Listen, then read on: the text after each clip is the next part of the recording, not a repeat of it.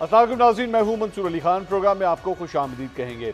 नाज़रीन, कहते हैं कि कश्मीर की वादी में जब हवा सिसकती है तो पत्तों की सरसराहट भी सवाल पूछती है।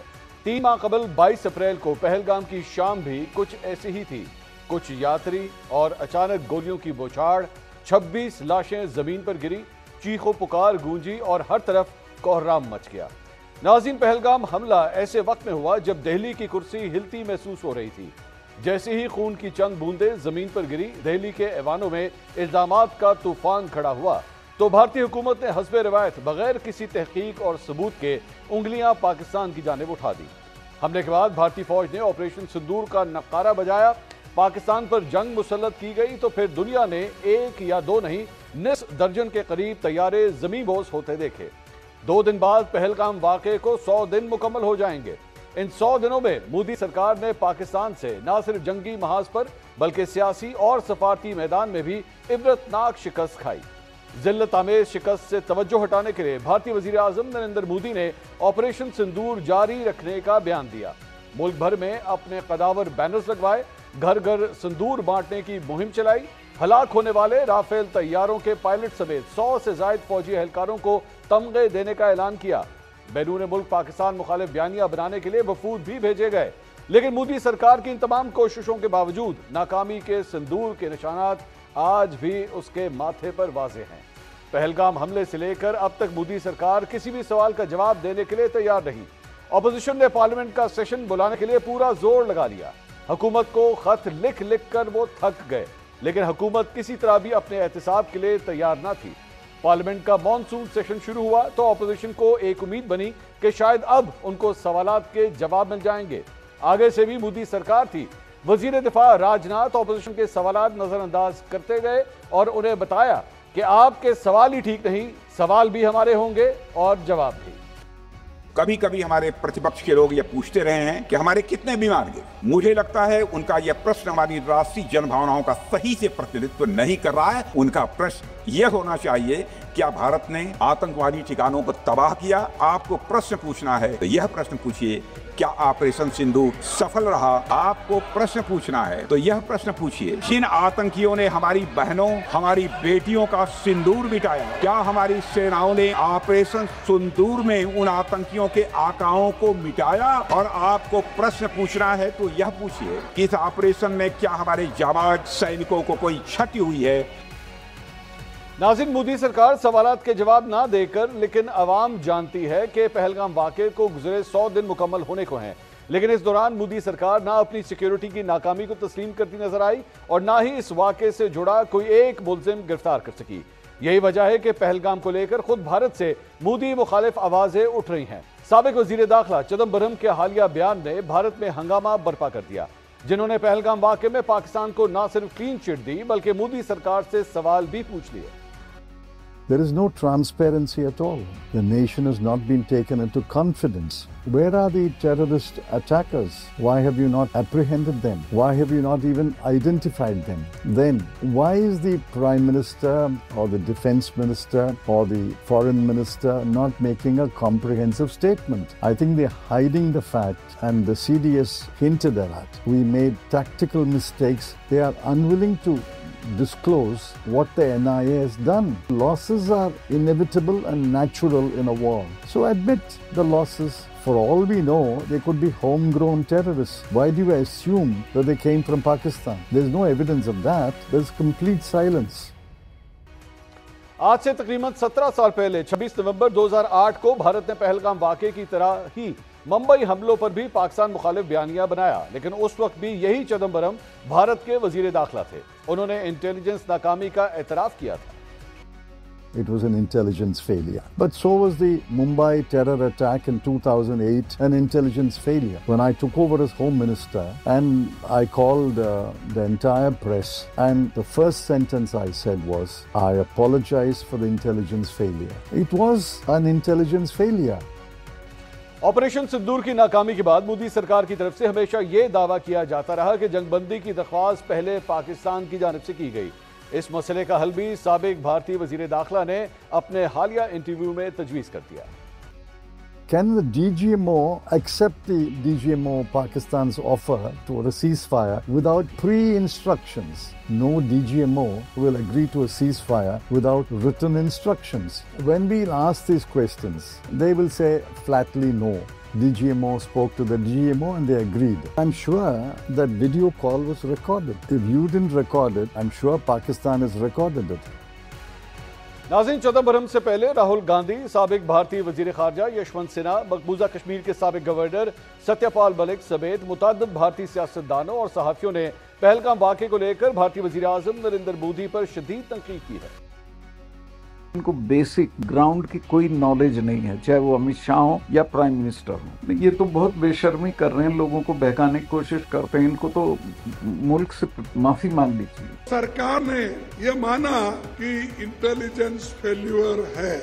आप कह रहे हो कि ऑपरेशन सिंदूर ऑनगोइंग है और फिर आप कह रहे हो विक्ट्री हो गई, या विक्ट्री हो गई या सिंदूर ऑनगोइंग है, और दूसरी साइड से ट्रंप कह रहा है कि भैया सिंदूर को मैंने बंद किया, 25 बार बोला है। तो कुछ ना कुछ तो दाल में काला है ना। हमारी फॉरेन पॉलिसी की इन्होंने धज्जियां उड़ा दी है, किसी ने हमें सपोर्ट नहीं किया। पुलवामा हुआ तो चुनाव आ रहा था, उरी में अटैक हुआ तो उसके बाद सर्जिकल स्ट्राइक हुआ, और पूरी तरह से फायदा उठाया गया चुनाव में। अभी जो कुछ हुआ वो मैं मानता हूँ कि पूरी तरह से वो बिहार के चुनाव को ध्यान में रख के किया जा रहा है। इसमें सिक्योरिटी फेलियर ज़्यादा है क्योंकि सिक्योरिटी वहाँ थी नहीं। इंटेलिजेंस भी मतलब है, अगर आपके पास खबर नहीं थी ये हादसा हुआ, ये किस्सा हुआ, तो फिर इंटेलिजेंस फेलियर भी है। नाज़रीन, पहलगाम के फॉल्स फ्लैग ऑपरेशन को मोदी सरकार की सियासी खुदकुशी कहा जाए तो बेजना होगा, क्योंकि तकरीबन 100 दिन गुजर जाने के बाद भी भारतीय अवाम और सियासतदान वजीर आजम नरेंद्र मोदी से दो सादा से सवालों का जवाब मांग रहे हैं। पहलगाम वाक़े के मुल्ज़िमान कहाँ हैं और पाकिस्तान से जंग बंदी की दरख्वास्त में भारत ने पहल क्यों की? नाज़रीन, देखने और सुनने में तो ये सवाल सादा हैं, लेकिन इनके जवाब मोदी सरकार के लिए वो कांटा बन गए हैं जिनके निगलने या उगलने की सूरत नुकसान भारतीय सरकार का ही होगा। ये वजह है कि इन सादा से सवालों के जवाब देने के बजाय अब मोदी सरकार एक नए ऑपरेशन महादेव का आगाज कर रही है। यानी जब ऑपरेशन सिंदूर से बात ना बनी, सबूत सामने ना आए, तो ऑपरेशन महादेव के नाम से नया सीजन लॉन्च हो गया है। आखिर इस ऑपरेशन महादेव से क्या हासिल होगा, इसी पे मजीद बात करेंगे। सीनियर तजियाकार और एंकर पर्सन कामरान यूसुफ साहब इस वक्त हमारे साथ मौजूद है, बैनुल-अक़वामी मामलात पे बड़ी गहरी नजर रखते हैं। कामरान साहब, बहुत शुक्रिया आपने हमें ज्वाइन किया। कामरान साहब, ये बताइएगा, पहले ऑपरेशन सिंदूर का आगाज किया गया, कामयाबी ना मिली, अब एक ऑपरेशन महादेव के नाम से भारत ने एक नई चाल का आगाज किया है। किस तरह देख रहे हैं इस ऑपरेशन महादेव को आप? आई थिंक ये जो भारतीय सरकार है और मोदी गवर्नमेंट है, उनकी ये कोशिश है कि जो आपने पूरा एक इब्तदाइये में सारी बातें बताई हैं, जो डोमेस्टिक प्रेशर है उसको ऑफसेट करने की एक कोशिश है, और जो क्रिटिसिज्म उनके ऊपर हो रही है वो बेशक पहलगाम वाक़े की तहकीकात से मुतालिक हो, या फिर जो पाकिस्तान और भारत के दरमियान 4 रोज़ा लड़ाई लड़ी गई उसमें जो उनके नुकसानात हुए, तो किसी तरीके से वो आप कह सकते हैं कि जो डैमेज कंट्रोल करने की वो कोशिश कर रहे हैं। और इस ऑपरेशन के जरिए जो नया ऑपरेशन वो लॉन्च करने जा रहे हैं, लॉन्च कर दिया है, उसका पर्पस भी यही है कि वो दिखाना चाहते हैं कि किसी तरीके से लोग जो पहलगाम वाक़े को और जो पाकिस्तान के साथ जंग में भारत के नुकसानात हुए उसको भूल के आगे बढ़ जाएं। आई थिंक उसमें जो सबसे इम्पोर्टेंट पहलू है, 100 दिन होने वाले हैं पहलगाम वाक़े को, और आज भी अगर भारत के अंदर ये डिबेट हो रही है और 2 अहम सवाल अभी तक सेटल नहीं हुए, तो इसका मतलब ये है कि इसमें वाज़ेह है कि जब आप कोई मार्का, बेशक वो क्रिकेट का मैच हो या कुछ जंग हो, तो जीतते हैं तो बहुत ज्यादा फिर बहस मुबाहिसा नहीं होता, बल्कि आप सेलिब्रेट करते हैं। लेकिन भारत में आज भी 100 दिन गुजर जाने के बाद वहां पर ये बहस हो रही है, तो ये इटसेल्फ क्लियर एडमिशन है कि बेशक वो पहलगाम वाक़या हो या ऑपरेशन सिंदूर हो, जो प्लान किया था मोदी सरकार ने वो उसके मुताबिक नहीं हुआ। कामरान साहब, इस सारे मामले के अंदर एक तो डोमेस्टिक इनकी जो ऑडियंस है, चले उसके लिए तो एक पॉलिटिकल गिमिक्री हो रही है, लेकिन इंटरनेशनली भी आप समझते हैं कि भारत की जानिब से वफूद भी भेजे गए, शशि थरूर उसको लीड कर रहे थे। अब इंटरनेशनली किसी प्लेटफॉर्म के ऊपर अभी तक भारत को आप समझते हैं कोई कामयाबी हासिल हुई? देखें, भारत को ओवरऑल तो बिल्कुल भी इमीडिएटली पहलगाम वाक़े के बाद अगर आप देखें तो भारत के बयानिए को उनके अपने इत्तेहादियों ने, वो अमेरिका हो या यूरोपियन कंट्रीज हो, इवन रूस जैसे जो उनके पुराने इत्तेहादी हैं, उन्होंने नहीं माना। और वजह उसकी ये थी कि जिस उजलत में उन्होंने पाकिस्तान के खिलाफ इल्जामात लगाए, तो दुनिया ज़ाहिर है कि अंधी नहीं है, और दुनिया सिर्फ इस बेस के ऊपर कि माजी में अगर कुछ वाक़यात हुए हैं तो उसकी बेस के ऊपर आप पाकिस्तान के ऊपर इल्ज़ाम लगा दें, तो शायद दुनिया ने उनकी बात को नहीं माना। एक आप कह सकते हैं कि कामयाबी उनको हाल ही में जरूर मिली कि जब अमेरिका ने बिलाखिर जो so called the resistance front है उसको फहरिस्त में शामिल किया, जो बैनुल-अक़वामी दहशतगर्द तंजीमें हैं जो अमेरिका की स्टेट डिपार्टमेंट मेंटेन करती है। लेकिन उसके बावजूद भी अगर आप देखें, जो पाकिस्तान के वज़ीर ख़ारजा का हाल ही में यूएस सेक्रेटरी ऑफ स्टेट के साथ मुलाकात हुई, उस बयान को अगर आप देखें, बहुत से लोग जो बयान में कहा गया उस पर फोकस कर रहे थे, मैं उस पर फोकस कर रहा था जो नहीं कहा गया। उसमें उन्होंने क्या बात नहीं की, कोई पहलगाम वाक़या का इस कॉन्टेक्स्ट में डू मोर का पाकिस्तान से मुतालबा करता था, कोई उसमें जिक्र नहीं है। इनफैक्ट पाकिस्तान के किरदार की जो दहशतगर्दी के खिलाफ है उसकी तारीफ की गई है। तो इसका मतलब है कि अगर वो पार्शल एक कामयाबी जिसको भारत समझ रहा है उसको मिली है उस ऑर्गेनाइजेशन को दहशतगर्द डिक्लेयर करवाने में, बट अदर देन दैट मेरा नहीं ख्याल कि अभी भी जो मौजूदा अमेरिका की इंतजामिया या बाकी दुनिया है वो भारत के नैरेटिव को मानने के लिए तैयार है कि पहलगाम हमले के पीछे पाकिस्तान मुलविस था। कामना साहब, ये ऑपरेशन सिंदूर के हवाले से बार बार ये इंसिस्ट किया जाता है भारतीय सियासतदानों की जानिब से, खासतौर पे उनके प्राइम मिनिस्टर की जानिब से, कि ये अभी एक ऑन गोइंग प्रोसेस है, ये अभी ख़त्म नहीं हुआ। ऑपरेशन सिंदूर जो है वो कंटिन्यू कर रहा है और आगे हम चंद महीनों के बाद जो है बिहार के अंदर इलेक्शंस भी आने वाले हैं। आप समझते हैं कि भारत उससे पहले किसी किस्म का मिस एडवेंचर करने की कोशिश कर सकता है? देखें, भारत से किसी भी मिस एडवेंचर की हमेशा आप तवक्को तो रख सकते हैं, खदशा रहेगा, बट मेरा अपना ख्याल है कि शायद उस तरह का ऑपरेशन जो उन्होंने 6 और 7 के दरमियानी शब किया था या कोई बड़ा इस तरह का ऑपरेशन मुझे नहीं लगता। और उसकी वजह यह है क्योंकि 6 और 7 की दरमियानी शब जो उन्होंने कार्रवाई की थी उससे जो भारत की अपनी दिफाई सलाहियतें हैं वो एक्सपोज हुई, और अभी भी उनके पास इतने शॉर्ट टाइम में उन्होंने वो जो उनके एंड के ऊपर जो भी लूप होल्स थे उनको प्लग नहीं किया। तो जब तक वो कमजोरियां अपने एंड के ऊपर वो उसको प्लग नहीं कर लेते तो मेरा नहीं ख्याल कि भारत की जो अफवाज हैं वो इस तरह का ऑपरेशन करने के लिए तैयार होंगे। एक बात की जरूर पॉसिबिलिटी, और वो हो भी रहा है और भारत पहले भी ये करता रहा है, और पहलगाम वाक़े के बाद और फिर पाक भारत जंग के बाद उसमें तेजी भी आई है, वो है प्रॉक्सी वॉर। सब कन्वेंशनल जो वॉर है वो बलूचिस्तान हो या खैबर पख्तूनख्वा के अंदर हो, तो उस तरह की कार्रवाइयां भारत जरूर करता रहेगा। लेकिन वो जो कहते हैं कि जी ऑपरेशन सिंदूर जो है अभी सिर्फ रुका है, खत्म नहीं हुआ, वो डोमेस्टिक ऑडियंस के लिए भी है और उसमें एक आई थिंक टैक्टिकली वो ये बताने की भी कोशिश कर रहे हैं, क्योंकि आज भी हम हालत जंग में हैं या हम ऑपरेशन सिंदूर जारी रखे हुए हैं, तो इसलिए भारतीय हुकूमत जो है वो चाहती है कि आप हमारे से ऑपरेशनल डिटेल्स ना पूछें, क्योंकि ऑपरेशन तो अभी भी जारी है। हम अगर डिटेल्स शेयर करेंगे तो जो पाकिस्तान हमारा एनिमी है उसको उसका फायदा होगा। बट मेरे ख्याल में कोई बड़ा ऑपरेशन उस तरह का जो उन्होंने मई में किया था वो मुझे नहीं लगता कि इमीडिएटली वो पाकिस्तान के खिलाफ करेंगे। बहुत बहुत शुक्रिया कामना यूसुफ साहब आपका। नाज़रीन, कामना यूसुफ साहब की गुफ्तगू आपने सुनी। अब कुछ पाकिस्तान के सियासी मामला की बात करते हैं, जहां पे मौसम काफ़ी गर्म है और इस गर्मा गर्मी के अंदर आज पंजाब असम्बली के अंदर भी दो सियासतदान आपस में गुत्थम गुत्ता हो गए, जिनका ताल्लुक अपोजिशन और हुकूमती जमात से था। ये मामला क्या है, पंजाब असम्बली में क्या कुछ हुआ है और उसके बाद पंजाब असम्बली के बाहर भी गर्मा गर्मी हुई है, इसी पर मजीद बात करेंगे। सीनियर कॉरेस्पॉन्डेंट शफीक शरीफ साहब इस वक्त हमारे साथ मौजूद हैं। शफीक साहब, पंजाब असम्बली के अंदर जो मनाजिर आज देखने को मिले बड़े ही खौफनाक मनाजिर हैं। एक दो जो MPs थे वो आपस में गुत्थम गुत्ता हो गए, आखिर हुआ क्या? जी बिल्कुल, ये बड़ी खौफनाक बात है कि MPs और एक पढ़ा लिखा तबका जो जिन्होंने अवाम की नुमाइंदगी करनी है वो आपस में इस तरह का रवैया रखे, और ख़ास तौर पर पंजाब असम्बली की ईवान की कार्रवाई के दौरान उनका ये एटीट्यूड हो। बेसिकली अपोजिशन जो है वो एहतजाज कर रही थी और deputy opposition leader Moin Qureshi जो थे वो अपनी तकरीर कर रहे थे। मीनवाइल जो है अचानक से दरमियान में एक मसला जनरेट हुआ और अपोजिशन के जो रुकन हैं जिनका नाम जो बताया जुबैर डोगर है वो उठे हैं और अपनी सीट से, और उन्होंने अचानक हसान रियाज पर जो कि हुकूमती रुकन है उन पर हमला कर दिया, और हमला करते हुए उन्होंने उन्हें थप्पड़ मारने की कोशिश की। जवाब में हसान रियाज ने भी फौरी तौर पर जो है वो जवाबी हमला किया, उन्होंने आगे से मुक्का बसाने की कोशिश की। मीनवाइल जो हुकूमती सूबाई वज़रा थे जिनमें शहेब भरत, निशान रफीक थे, वो फौरी तौर पर इन्वॉल्व हुए, और जबकि deputy opposition leader Moin Qureshi जो थे वो भी फौरी तौर पर एक्टिव हुए और उन्होंने बीच बचाव को लाने की कोशिश की। कायम मुकाम स्पीकर पंजाब असम्बली ज़हीर इकबाल चन्नड़ ने बार बार अपनी सीट से जो है वो बाकायदा तौर पर उनको रोकने की कोशिश की और इंटरफेयर किया इस मामले को, लेकिन दोनों पार्टियां जो है वो आपस में गुत्थम होने की कोशिश करती रही, जिसके ऊपर पंजाब असेंबली की कार्रवाई जो है वो 5 मिनट के लिए मुअत्तल कर दी गई और ये कार्रवाई तकरीबन 1 से 1.5 घंटे तक मुलतवी रही। इस दौरान स्पीकर जो कायम मकाम स्पीकर है उन्होंने अपोजिशन को और हुकूमती अरकान को अपने चैम्बर में बुलाया। खास तौर पर जो 2 अरकान आपस में लड़ाई में मुलव्वस थे उनको भी वावर बुलाया गया, उनका पॉइंट ऑफ व्यू सुना गया और अपोजिशन के जो रुकन थे जो सबसे पहले हमला अवर हुए थे उसने अपना दावा किया कि उनको नाजेबा गालियां दी गई हैं हसन रियाज की जानिब से, जिसकी वजह से वो चीखपा हुए और वो उन्होंने हमला किया।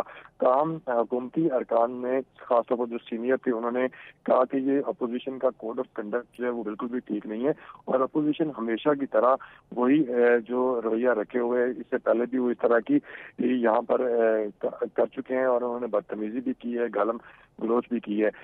डिप्टी स्पीकर ने इसी तनाज़ुर के अंदर जो है वो बाद में उनको आपस में बात करने का कहा, लेकिन कोई तस्वीर ना हो सका और बाद में जो ज़ेर इकबाल चन्नड़ है वो ईवान के अंदर आए और उन्होंने बाकायदा रूलिंग जारी की और उन्होंने कहा कि ये ईवान पर किसी किस्म की कोई जो है वो किसी की अथॉरिटी को कबूल नहीं करेंगे और किसी की बदतमीजियां जो है उसको बर्दाश्त नहीं किया जाएगा। शफीक साहब ये बताइएगा कि इसके बाद बताया जा रहा है कि पंजाब असेंबली के बाहर भी कोई गर्मा गर्मी हुई है?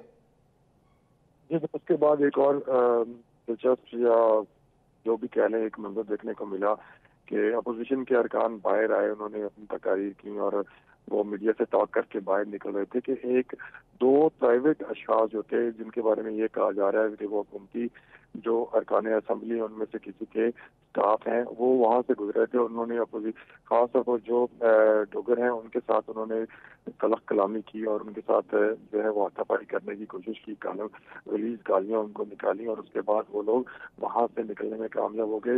एजाज शफी और दीगर जो अरकान असेंबली थे अपोजिशन के उनको काफ़ी ज़्यादा उन गालियाँ निकाली गई और वो उन्होंने काफ़ी बाद जो है वो शोर भी मचाया, एहतजाज भी मचाया, लेकिन मीनवाइल हुकूमती अरकान जो थे वो भी प्रेशर के लिए जो है वो मीडिया हॉल के अंदर आ गए।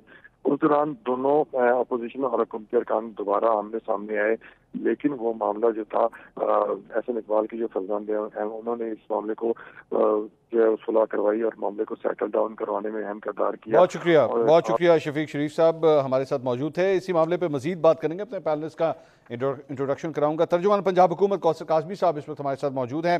पाकिस्तान तहरीक इंसाफ के रहनुमा शाहिद खटक साहब हमें ज्वाइन कर रहे हैं और सीनियर सहाफ़ी और तजियाकार अतर काज़मी साहब भी हमारे साथ मौजूद हैं। कौसर साहब, मुस्लिम लीग नून के रहनुमाओं की जानिब से एक फुटेज भी सामने आई है जिसमें आपके ये जो MPA हैं हसन रियाज साहब ये मदाखलत कर रहे थे, बीच में बार बार बात कर रहे थे, जबकि डिप्टी जो अपोजिशन लीडर हैं वो उस वक्त तकरीर कर रहे थे। वहाँ पे जो स्पीकर की डाइस के ऊपर जो साहब बैठे हुए वो बार बार उन्हें मना कर रहे थे हसन साहब को कि आप बीच में इंटरप्ट मत करें और इसी के नतीजे में फिर इतनी गर्मा गर्मी हो गई। आप नहीं समझते कि टेम्पर्स को कूल डाउन होना चाहिए और मामला को रिजॉल्व होना चाहिए? बिस्मिल्लाहिर्रहमानिर्रहीम, रब्बि सल्ली अला मोहम्मद व आले मोहम्मद। मंसूर, मेरे ख्याल में तहरीक इंसाफ ने जो अपनी एक तहरीक चलानी है 5 अगस्त को, उसका बाकायदा आगाज कर दिया। उनका तर्ज अमल यही होता है। कौन इंटरप्ट नहीं करता? जब असेंबली हॉल के अंदर ऐवान के अंदर बात कर रहे होते हैं तो दोनों जानब से लुकमे दिए जाते हैं, टोका जाता है, बातें की जाती हैं, लेकिन जो बंदा जो बात कर रहा होता है वो रुकता नहीं है, वो अपनी बात जारी रखता है। लेकिन इसका मतलब ये नहीं होता कि आप अपनी निश्चित छोड़ के जो बात कर रहे हैं उस पर हमला आवर हो जाएं, उसको चपेड़े मारनी शुरू कर दें, उसको मुक्का, फिर उसके जवाब में जो आएगा वो एक रद्द अमल है और वो फितरी है, वो होना भी चाहिए। मेरे ख्याल में उसमें कोई बात नहीं है। कोई बंदा जब आप गाली दे के किसी को थप्पड़ मारेंगे तो आगे से जवाब आपको मिलेगा। तो ये बात है कि ये इनका एक तर्ज अमल है तहरीक इंसाफ का, जिसका अमली मुजाहिरा आपने पंजाब असेंबली में देख लिया। यही ये करना चाहते हैं, इसी तर्ज अमल का इनका एहतजाज होता है, अदम बर्दाश्त है इनमें। और इनके जो बानी है, मैं तो जो करीबी लोग हैं PTI के, उनकी तरफ से ये सुनता रहता हूं कि खान साहब बाकायदा उनको ये तालीमात देते हैं, भाई आप टॉक शोज में बैठे हैं, किसी के साथ बात कर रहे हैं तो अपना अग्रेशन टॉप पे रखें। आप पूछे जरा PTI के लोगों से, जरा खान साहब की तरफ से उनको किस किस्म का दर्स व तदरीस वाला सिलसिला उनकी तरफ से जारी रहता है। तो ये नहीं हो सकता कि आप कौसर साहब, ये शाहिद खटक साहब भी हमारे साथ मौजूद हैं, हम उन्हीं से पूछ लेते हैं। शाहिद साहब, आप लोगों को कोई ऐसी इंस्ट्रक्शंस हैं? ये कौसर साहब जो इल्जाम लगा रहे हैं कि जनाब आप लोगों को कहा गया है कि आपने टॉक शोज में या इस तरह असेंबलीज के अंदर एग्रेसिवली जाना है, क्या ऐसी कोई इंस्ट्रक्शंस हैं? बिस्मिल्लाहिर्रहमानिर्रहीम। मंसूर भाई, पहली बात ये कि एक तो पंजाब असेंबली में जितने इनकी MPs है सारे स्ट्रेंजर इन द हाउस हैं, सारे फार्म 47 की पैदावार है, ऐसे ऐसे लोगों को पंजाब असम्बली में ला के बिठा दिया है जो जिनकी हैसियत काउंसलर बनने की नहीं थी, उनको पता ही नहीं था, घर में सोए हुए थे, उनको कॉल्स गई कि जी मुबारक हो आप MPA बन गए हैं। तो जब ऐसे लोग ईवान के अंदर बैठे होंगे जो गालम गलोच करेंगे, जो फिजिकल एब्यूज़ करेंगे, तो एक नेचुरल रिएक्शन आता है। बाकी मैं ज़ाती तौर पे इन चीज़ों को इनकरेज नहीं करता कि ईवान के अंदर कोई ऐसे फिजिकली अटैक्स हो एक दूसरे के ऊपर, लेकिन जब आप एब्यूज़ करेंगे, जब आप गालियाँ देंगे, तो उसका भी एक नेचुरल रिएक्शन आता है जो डोगर की जानिब से आपने देखा।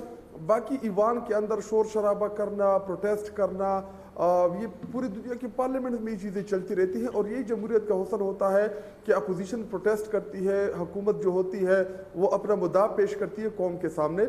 लेकिन इस वक्त जो पाकिस्तान के ऊपर मुसल्लत टोला जिसको लाया गया है फार्म 47 के जरिए कौमी असम्बली में भी, इसी तरह पंजाब असम्बली में, तो इनसे हम कोई भी जमहूरी चीज़ एक्सपेक्ट इसलिए भी नहीं करते कि ये कौन सा इलेक्शन जीत के आए हैं, मुफ्त की सीटें हैं, माले मुफ्त दिले बहरे हैं, आके असम्बली में इनको बिठा दिया गया है। तो ये एटीट्यूड हम इनसे फ्यूचर में भी एक्सपेक्ट करते। और रही बात इमरान खान साहब की, इमरान खान साहब जो है वो उन्होंने हमेशा हमारी जो तरबियत की वो बर्दाश्त के दायरे में रहकर, क्योंकि हमारी पार्टी में टॉलरेंस का लफ्ज इसीलिए डाला गया शाहिद है साहब, ये जो खालिद डोगर साहब ने जो हाथापाई का आगाज किया, सर ये मतलब इसको अदम बर्दाश्त नहीं कहेंगे तो और क्या कहेंगे?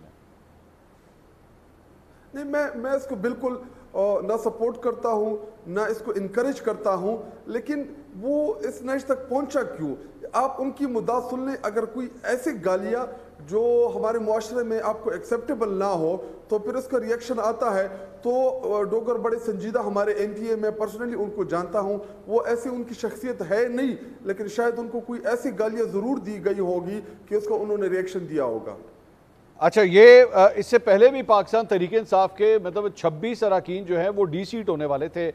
स्पीकर साहब ने तो उनके अगेंस्ट जो है वो रेफरेंस भी फाइल कर दिया था।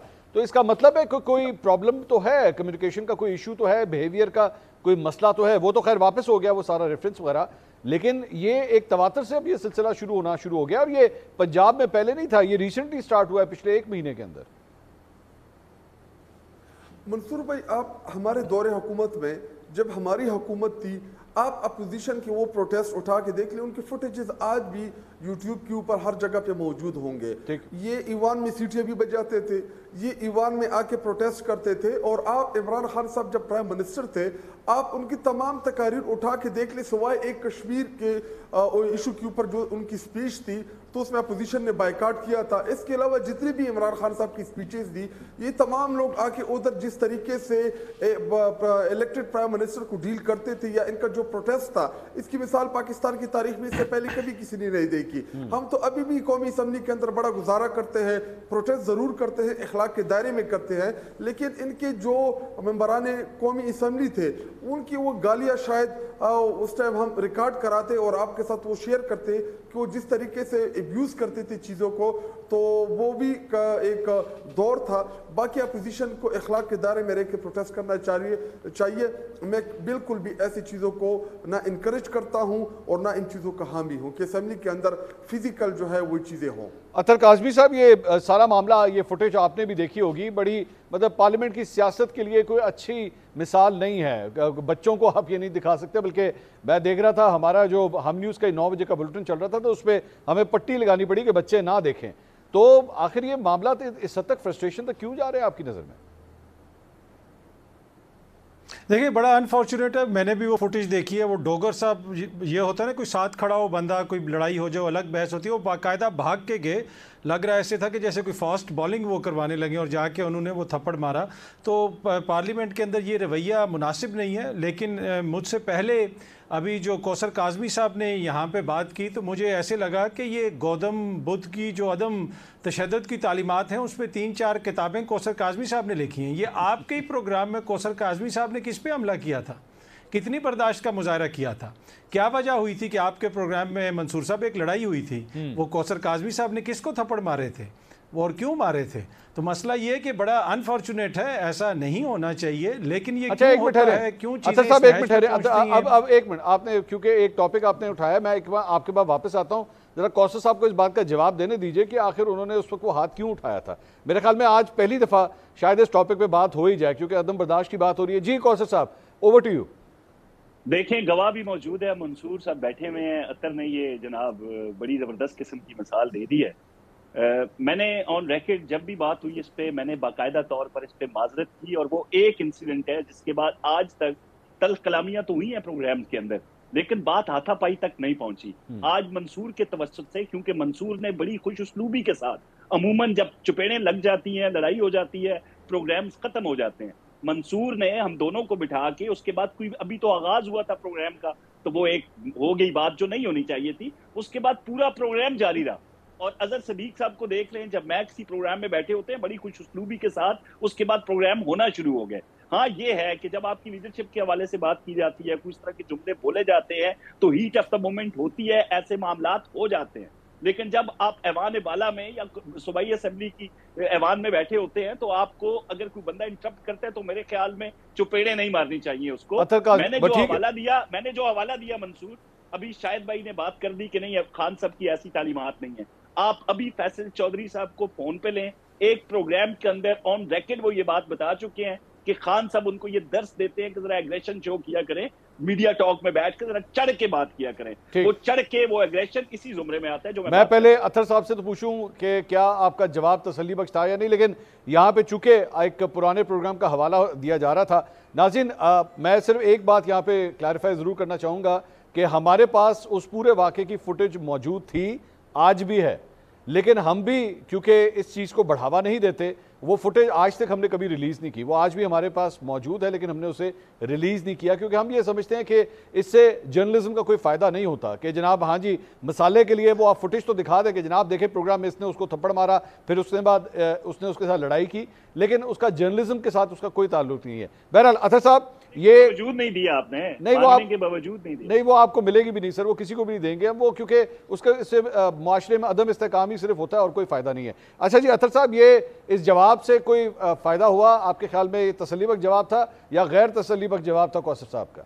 नहीं, मुनासिब बात की है काज़मी साहब ने, बिल्कुल मुनासिब बात की, लेकिन मेरा सिर्फ कहने का मकसद ये था कि कुछ चीज़ें ऐसी हैं जिसके ऊपर लोग तैश में आ जाते हैं। जहाँ तक असेंबली का ताल्लुक है, पहले भी बात हुई कि असेंबली में ये रवैया हालिया महीनों में शुरू हुआ। नहीं मंसूर साहब, ये पहले भी हम रवैये देखते रहे। एक मोअज़्ज़िज़ शख्सियत वफाक से उधर पहुँच गई पंजाब की असेंबली के अंदर, आइन की किताब हाथ में उठा के उन्होंने आइन के हवाले से बाकायदा वहाँ पर इशारों में ज़ुबान से समझाने की कोशिश भी की। परवेज़ अलाई साहब को असेंबली के अंदर मार पड़ी, इसी पंजाब असेंबली के अंदर, ये कोई ज़्यादा दूर की बात नहीं है। तो ये अनफॉर्चुनेट हैं ऐसे इंसिडेंट्स, लेकिन होते रहते हैं। क्या इसकी मजम्मत करनी चाहिए? बिल्कुल मजम्मत करनी चाहिए। आज जिसने हमला किया, क्या उसको मुअत्तल किया जाना दुरुस्त है? बिल्कुल दुरुस्त है। हाँ, एहतजाज पे आप किसी को मुअत्तल ना करें, एहतजाज हर किसी का हक है, जिस तरह काज़मी साहब ने भी फरमाया, लोग लुकमे भी देते हैं, लोग आगे से टॉन्ट भी करते हैं, लेकिन किसी पे जाके फिजिकल हमला करना, इसकी कतई इजाज़त नहीं होनी चाहिए। और आज की जो मुअत्तली हुई है गालिबन 15 सेशंस के लिए या कुछ इस तरह बताया जा रहा है, मेरे ख्याल में वो बिल्कुल मुनासिब फैसला है। नाज़रीन, सवालात का सिलसिला जारी है। यहाँ वक्त एक छोटे से ब्रेक का, ब्रेक के बाद फौरन वापस आएंगे। प्लीज स्टे विद अस।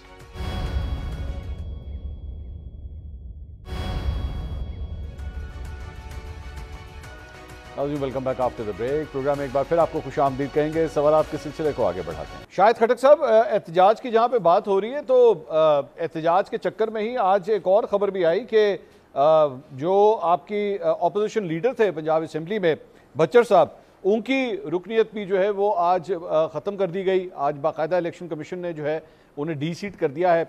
एजाज चौधरी साहब की सीट को भी डी सीट कर दिया। तो ये एहतजाज काफ़ी महंगा पड़ना शुरू हो गया आप लोगों को। इस मुल्क में 26वीं आईनी तरमीम के बाद ना कोई आइन रहा, ना कोई कानून रहा। जिसका जो दिल चाहता है वो कर लेगा। इस मुल्क में जंगल का कानून है, और ऐसा जंगल का कानून है कि जी शेर जो है वो खुद को बादशाह समझ बैठा है, और बादशाह जो है वो इतना जालिम है कि वो हम जैसे निहत्ते लोगों से डरता है कि जो पॉलिटिकल जमात जो सबसे मकबूल तरीन जमात है पाकिस्तान की, देखिए हमें पाकिस्तानी कौम ने इलेक्ट किया है, हम कोई खैराती सीटें जीत के नहीं आए। हमारे बच्चर साहब जो opposition leader of the house थे पंजाब में, उनको पाकिस्तानी कौम ने इलेक्ट किया है। एक जज जिसके पास इसका इख्तियार ही नहीं है, एक बंदा वहां पे मौजूद नहीं है, आप उसको डिस्क्वालीफाई करा दे, 10 साल की उसको कैद सुना दे। क्या हम दहशतगर्द हो गए इस मुल्क में? हमने तो इस मुल्क में दहशतगर्द को रिहा होते देखा है, हमने सोफी मोहम्मद को देखा है, ऐसे बहुत सी दहशतगर्दों को देखा है जिसको रियासत ने रिहा किया।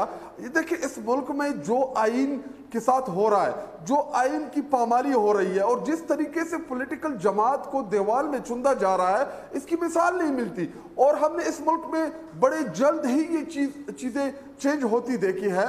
तो आज हमारे साथ कर रहे हैं, कल जब इनके साथ होगा तो फिर ये लोग गिले करेंगे। अगर इसी तरह आपने इलेक्टेड लोगों को ईवान से बाहर करना है तो फिर इलेक्शन कराने की क्या जरूरत थी? क्यों हमारे पाकिस्तानी कौम के 20, 25, 30 अरब रुपए इलेक्शन के ऊपर लगाए? इसी तरह लोगों को मुफ्त की सीटें दे देते जिस तरह आप लोगों को आके बिठा दिया है। बुनियादी तौर पे जब आप अनइलेक्टेड लोगों को, जो लोग अनइलेक्टेड हैं, जिनको वोट नहीं पड़ा, उनको ईवान में लेके आए, फिर काजी फाइज ईसा ने 26वीं आईनी तरमीम की मंजूरी में सहूलतकारी की, 26वीं आईनी तरमीम मंजूर हुई और उस आइन के नतीजे में, 26वीं आईनी तरमीम के नतीजे में आज अदलिया आपका मफलूज है, ना इंसाफ है अदलिया में, ना किसी को इंसाफ की तवक्को है। कौसर साहब, ये अभी तो मैंने 2-3 सिर्फ नाम मैंने बताए हैं, जिसमें वजीराबाद से MNA है अहमद चट्ठा साहब, उनको डी-सीट कर दिया गया। अहमद खान बच्चर साहब PP 87 मियाँ वाली से, उन्हें डी-सीट कर दिया गया। जो एजाज चौधरी साहब हैं, उनका नाम भी है। और अब सुनने में ये आ रहा है, मतलब हवाओं में ये खबरें हैं कि पाकिस्तान तहरीक इंसाफ के और बहुत से लोग जो 9 मई के केसेस के अंदर जो है वो नामजद हैं, शायद उनको भी सजाएं होंगी और इसी तरह वो भी डी-सीट होना शुरू हो जाएंगे। अभी थोड़ी देर पहले जो हम इस्तेकाम की बर्दाश्त की बात कर रहे थे, आपके ख्याल में अगर ये डी-सीट का प्रोसेस इसी तरह ही चलता रहा तो अदम बर्दाश्त को और बढ़ावा नहीं मिलेगा क्या? मंसूर, जिस तरह अभी शाहिद साहब ने फरमाया कि ये हमारे साथ हो रहा है तो ये इनके साथ भी हो सकता है, तो हमारे साथ भी हो चुका है। हमारे तो मरहूम मगफूर मुशाहिदुल्लाह खान साहब ने खुल के ये कहा था कि भाई आप जब रोएंगे तो आपको चुप करवाने वाला कोई नहीं होगा। ये उनके बड़े तारीखी अल्फाज हैं कि आपके आंसू पूछने वाला कोई नहीं होगा। ये बिल्कुल हो चुका है। अब हाँ, ये हो सकता है कि साने 9 मई से इंकार कर दें। कौसर साहब, वो शाहिद साहब कह रहे हैं, कौसर साहब शाहिद साहब कह रहे हैं कि कुछ नहीं हुआ आपके साथ, ऐसा कुछ नहीं हुआ जो हमारे साथ हो रहा है। कमाल करते हैं ना फिर शाहिद साहब, फिर या तो तारीख से ला इल्म है या सिर्फ ये समझते हैं कि इमरान खान साहब जिस तरह के ट्वीट करते हैं जेल के अंदर से कि मुझ पे बड़ा जुल्म सितम हो रहा है और मुझे हालात नहीं बताए जा रहे, टीवी बंद है, अखबार बंद है, और साथ ही वो ये बता देते हैं कि पाकिस्तान की जो टेस्ट क्रिकेट की जो रैंकिंग है उसमें पाकिस्तान 9वें नंबर पे है। बड़ी अजीब बातें होती हैं कि क्रिकेट तक की मालूमात रखने वाला बंदा मालूमात आमा से इनकार करता है। कभी वुजू के लिए गंदे पानी का इल्जाम एक मुसलमान जेलर के ऊपर लगा देता है और उनके ईमान को मशकूक बना देता है। असल मसला इनका ये है, इनको बड़ा भरोसा था कि खान साहब के जो 2 फर्जंदान हैं वो अमेरिका चले गए हैं और वहां पे जाके बहुत बड़ी मीटिंग्स होंगी और वहां पे कांग्रेसमैन और व्हाइट हाउस के अंदर पता नहीं क्या इनकलाब बर्पा होगा। और उनको बर्की एंड कंपनी ने ये बताया हुआ था कि हमने बड़ी मीटिंग्स अरेंज की हैं, CNN, फॉक्स न्यूज, वॉशिंगटन और फला बड़े जो इदारे हैं मीडिया के, वहां पे उनके इंटरव्यूज अरेंज हुए हैं। वहां पे हुआ कुछ नहीं। वही लोग उनसे मिले जो हर आम फर्द को किसी भी कबाब हाउस, टेक वे पे या किसी भी चाय खाना पे मुलाकात करते हैं। अब बोल लीजिएगा शायद भाई, मुझे बोलने ये 1 मिनट जरा सवाल नहीं कौन साहब ले लेना ताकि आप उसका जवाब भी दे दिए। जी शायद साहब, गो अहेड प्लीज। मुझे एक भी ऐसा ये अपना लीडर बता दे जिनको क्रिमिनल केस में नाअहल किया हो, डिस्क्वालीफाई किया हो, चोरी और डाकू के अलावा। जी गो अहेड कौसर साहब।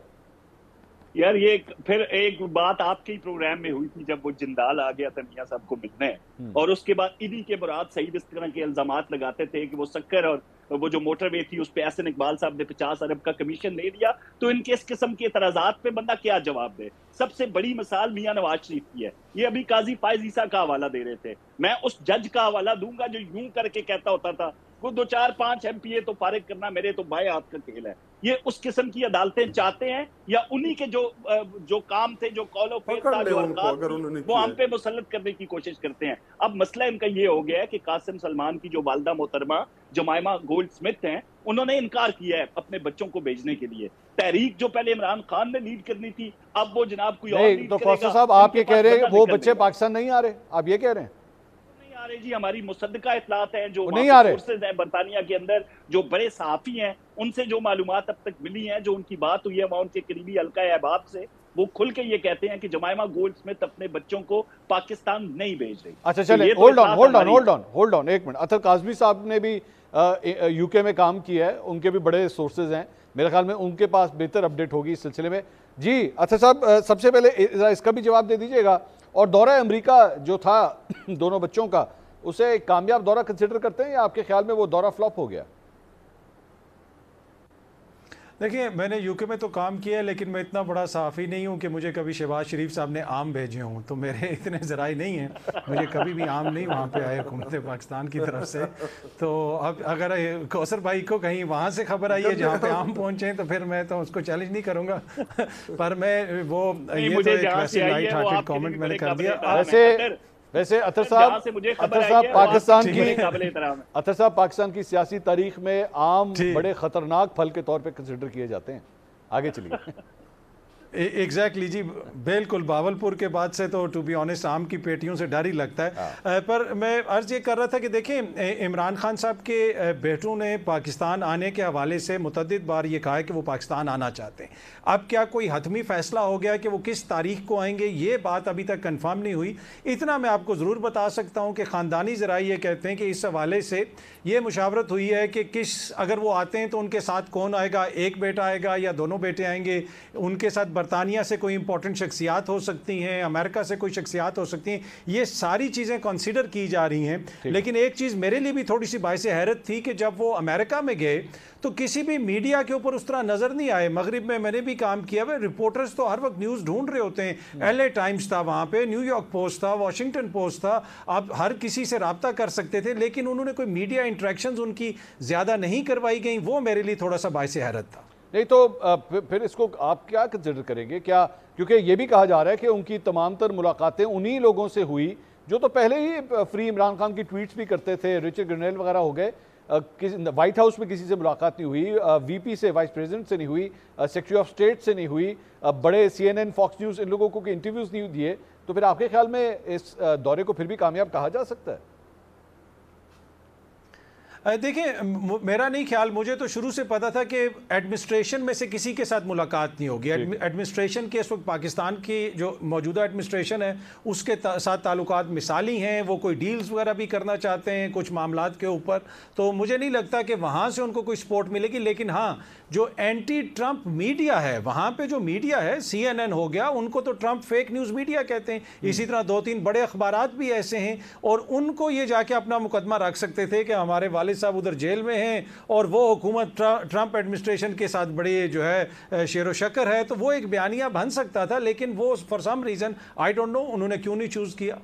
नाज़रीन, सवालात का सिलसिला जारी है। यहाँ वक्त पर एक छोटे से ब्रेक के बाद फौरन वापस आएंगे। प्लीज स्टे विद अस।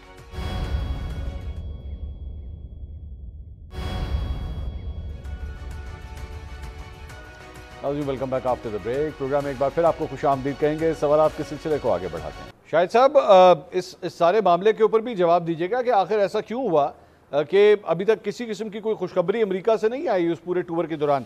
और दूसरा, हमारे दोस्त हैं, ख़ासतौर पे अतर काज़मी साहब के तो बेस्ट फ्रेंड हैं हसन अयूब साहब, सीनियर जर्नलिस्ट, उन्होंने ट्वीट किया कि जनाब अली अमीन गंडापुर साहब की हुकूमत के दिन जो है वो अब गिने जा चुके हैं, तब्दीली का फैसला कर लिया गया है। कोई खबर है इस सिलसिले में आपके पास? पहली बात तो ये कि ये कासिम और सलमान से इतना डरते हैं, तो कासिम काबा जब बाहर आएगा ना तो फिर आप इनकी कैफियत देख लेने, क्योंकि उनको इन दोनों से इतना डर है। और रही बात हसन अयूब को ना हम इतना सीरियस लेते हैं। हाँ, उनको ट्वीट ज़रूर किया जाता है, व्हाट्सएप में उनको मैसेजेस आ जाते हैं कि जी कट कॉपी पेस्ट कर लें, बाकी वो रावी है या क्या है उनका जो तकिया कलाम है। बहुत बड़ा इल्जाम लगा रहे हैं शायद भाई, गवर्नमेंट पहले से ज्यादा आता है उनके पास। जी आप 8-10 सहाफ़ी हैं, मैं उनका आपका नाम ले देता हूँ, उनकी आप ट्वीट्स देख ले, सब के सब सेम होंगे, ना उसमें कामा चेंज होगा, ना उसमें कोई डॉट चेंज होगा। जो उनको भेज देते हैं वही कॉपी करते हैं, उधर पेस्ट कर देते हैं। रही बात खैबर पख्तूनख्वा में, मंसूर भाई, खैबर पख्तूनख्वा जो है वो किसी भी ऐसे इंसिडेंट का ये अफोर्ड नहीं कर पाएंगे। इन्होंने पहले भी एक दफ़ा रिजीम चेंज ऑपरेशन किया, इमरान खान साहब को इक़्तिदार से बेदखल किया, उसके बाद आपने देखा कि पाकिस्तानी कौम ने इनके साथ क्या किया। तो अगर खैबर पख्तूनख्वा में ये कोई ऐसे अटेम्प्ट करते हैं या ऐसी चीज़ करते हैं कि ये एक इलेक्टेड गवर्नमेंट को गिराते हैं या गिराने की कोशिश करते हैं, तो ये खैबर पख्तूनख्वा है, ये फिर छोड़ता नहीं है किसी को। और हमारे पख्तून जब एक दफ़ा निकल आए, अभी हमारे पास दो ऑप्शन है, एक ये कि अमन व अमान का जो इशू है जिसमें हमने कॉल दी हम इस्लामाबाद की तरफ किसी वक्त आ सकते हैं, और दूसरा ये कि खैबर पख्तूनख्वा की आवाम जो है वो अपने महबूब लीडर इमरान खान साहब से बेतहाशा मोहब्बत करते हैं। मुझे शायद साहब ये इमरान खान साहब की बनी हुई हुकूमत को गिराएंगे तो ये अडॉप्ट नहीं कर पाएंगे, ये नहीं बर्दाश्त कर पाएंगे। इसका क्या मतलब एब्जॉर्ब नहीं कर पाएंगे? सर अगर इन हाउस कोई तब्दीली होती है तो वो तो पार्लियामान के अंदर राइट है ना, वो तो हो सकती है। और आपके मुताबिक केपी की हुकूमत जो है वो तो फॉर्म 45 वाली है ना, फॉर्म 47 वाली नहीं है। लेकिन अगर आपके इन हाउस अगर कोई तब्दीली होती है तो क्या वो गलत होगा? मंसूर भाई आप बैकग्राउंड में जाए ना, इन हाउस तब्दीली के लिए अगर मैं इंडिपेंडेंट हूँ, बल्ले का निशान ले लिया गया, मुझे सुनी इत्तेहाद में डिक्लेयर नहीं कर रहे, मुझे मखसूस नशिस्तें नहीं दी गई, इधर तो 4-4 सीटें जीते हुए को 8-8, 10-10 मखसूस नशिस्तें मिले हैं। अपोजिशन की टोटल जो 54 या 52 अराकीन है उसमें 25 से लेकर 30 तक तादाद रिजर्व मखसूस नशिस्तों की है, और इलेक्टेड कितने हैं वो 15-16, और वो भी फॉर्म 47 के। तो अगर खैबर पख्तूनख्वा की आवाम के मैंडेट के ऊपर ये लोग डाका डालते हैं तो फिर ये बर्दाश्त नहीं कर पाएंगे। ये मैं आपको खबर भी दे रहा हूँ और उन तमाम कुव्वतों को खबरदार भी कर रहा हूँ कि ये खैबर पख्तूनख्वा है, ये फिर आपको छोड़ेगा नहीं। ये छोड़ेगा नहीं। कौसर साहब ये आपके लिए पैगाम था भजन, वो उन्होंने कहा आप इसको खबर भी समझ लीजिए, और मेरा ख्याल में तो ये वार्निंग भी थी। मंसूर, इनको ये मकबूलियत का जो वहम है ना, उसने इनको साने 9 मई का मुर्तकिब होते हुए भी डुबो दिया। इमरान खान साहब को मशवरा देने वाले लोग कि अवाम आपके साथ है, आप अगर ये कर दें तो मनपसंद चीफ भी लेके आ सकते हैं, वो जो फिर वो आपका 10 साल मंसूबा था कि फलां चीफ, मैं प्राइम मिनिस्टर और फलां वो अब अमली तौर पर लागू हो सकता है। तो खान साहब बहकावे में तो नहीं, खैर बराबर के शरीक थे, वहां से अहदाफ बताए गए और लोगों ने जाके हमला किया, अब सजाएं हुई, जियो फेंसिंग हुई, प्रोसिक्यूशन ने जो सबूत दिए, अब इनको ये अगर झूठा कह दें तो जाके फिर अदालत में जाके झूठा साबित करें और जमानत ले लें। लेकिन यही इनका लबो लहजा है जो अभी शायद था।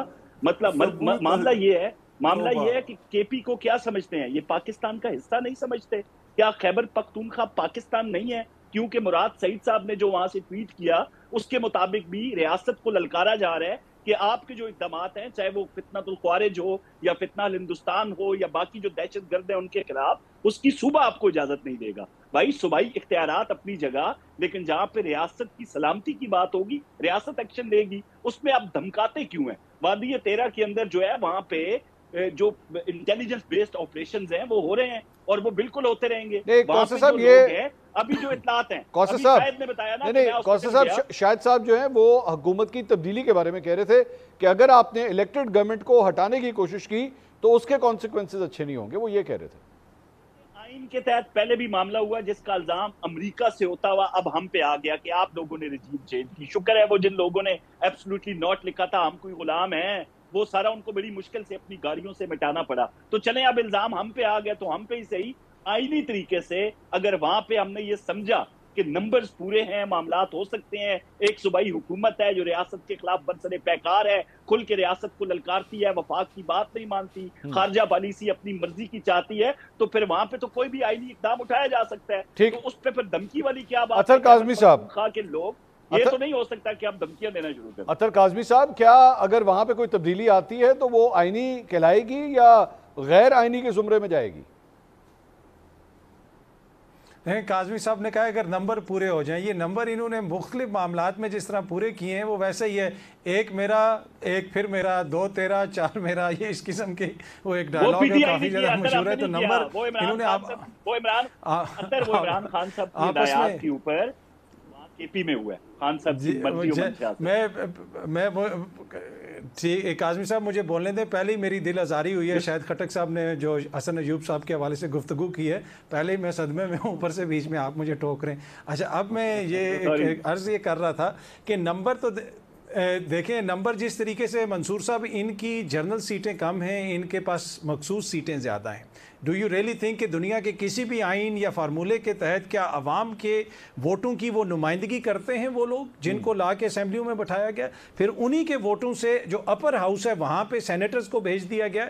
तो मेरे ख्याल में ये एक अलमिया है जो अनफोल्ड होते हुए हम देख रहे हैं, इसलिए कि यहाँ पे केस इमरान खान साहब का या नवाज शरीफ साहब का या किसी और का नहीं है। केस यहाँ पे ये है कि अवाम ने इसको इलेक्ट किया है और हमने उसको टोटली ठुकरा दिया है, और जिनको इलेक्ट नहीं किया उनको हमने असेंबली में पहुंचा दिया है। तो ये इशू है, ये अवाम के राइट का, उनके डेमोक्रेटिक राइट्स का, उनके आइनी राइट्स का इशू है। अनफॉर्चुनेटली खैबर पख्तूनख्वा में जिस तरह हमने चीज़ें देखी हैं मखसूस नशिस्तों के हवाले से, टू बी ऑनेस्ट उसमें तो कहीं पर भी हमें कोई आइनी चीज़ नज़र नहीं आती।